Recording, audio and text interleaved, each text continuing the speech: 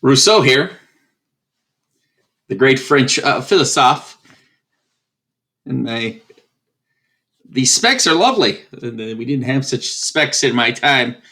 I have to thank Ben Franklin for these things. Basically, I want to talk about my book, The Social Contract. It would just be to come in and talk about it for a video. This fancy technology equipment set me up, push record, get the video going where we need to get it going. Apparently, it's your slide 27. We wanted to check your digital notebook. You missed my interview on Friday. A lot of you missed my interview. I'm very deeply disappointed, but you're lucky I decided to make another appearance. So this is the slide 27, looking at freedoms and the responsibilities of the government and the governed. And what I want to say about this is that the responsibilities of the monarch. Man is born free, but everywhere is in chains. So the monarch could be too oppressive. We needed a monarch. In my view, your sense of democracy is not, we're voting for different people is not always the best, but the monarch doesn't have to have divine right. Needed a sense of having consent of the people, the sovereign, as I call them, the government. There's a contract between them. Your constitution is a form of a contract. Your constitution is a form of a contract. Sorry, I need to hide my head so you can see. Your constitution is a form of a contract. But that friction, and you need to have some pictures there. Your vote is your voice, something about legitimate government and the people, showing people for the sovereign.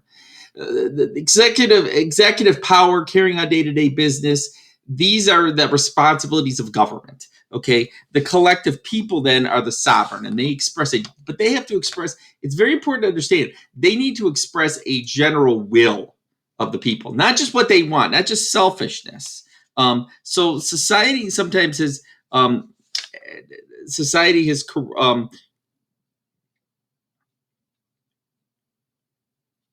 but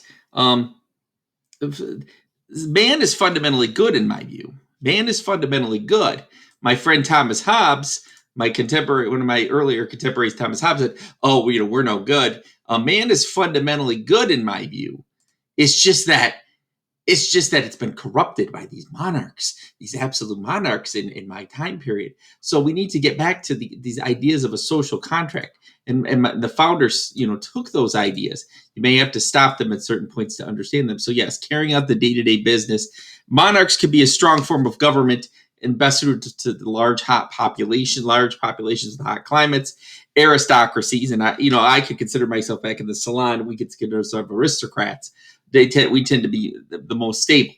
Brief dictatorships may be necessary, but again, the sovereign has to vote, meeting in regular periodic assemblies. The sovereign being the people, but they should only have authority over matters of public concern, aimed for the common good. So people should not vote for what they want personally, but for what they should believe is the general will. And then when does the friction come in? Well, the friction comes in ultimately, and I need to I need to drop this down and ultimately to get a pointer here. The friction comes in when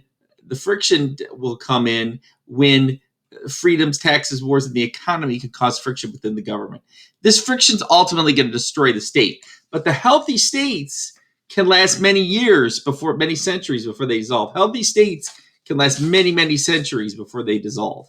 So there's that. In the United States, you've had a healthy state for several 250, 60 years. You're starting to show some cracks with your current president, unfortunately, but because you had a good, strong social contract. The French, they had to keep going back and forth between various contracts, social contracts, various contracts, and it just didn't work. And it caused the French Revolution and then other revolutions. I don't know if you're in for a fail, but you need to hold your government accountable. And the people need to vote. And when the people need to vote, they really need to vote for people. And the reason why your founding fathers didn't want mass government and direct democracy was because they didn't feel that people would vote always for their best interests. They would vote in their best interests and not for the interest of the good of the people. Your representatives in government are supposed to vote for what's the best interest of people. Your representatives of government are supposed to vote for what's in the best interest of people. They don't always do that, and that tends to be a problem. And that may be why your government could be somewhat in trouble. Okay, that may be why your government could be somewhat in trouble. So I'm going to leave this back up just for a quick minute here. Freedom, taxes, wars, and the economy could cause friction. All of those ideas can cause friction. And again, over time, you look at the United States; they've had controversies over that. Freedom, taxes, wars can cause friction within the government. Let's see if I can get this all in one screen. Yes, I can. This is everything on one screen for you. You can leave this up for a few minutes to see about it, and then we will go from there.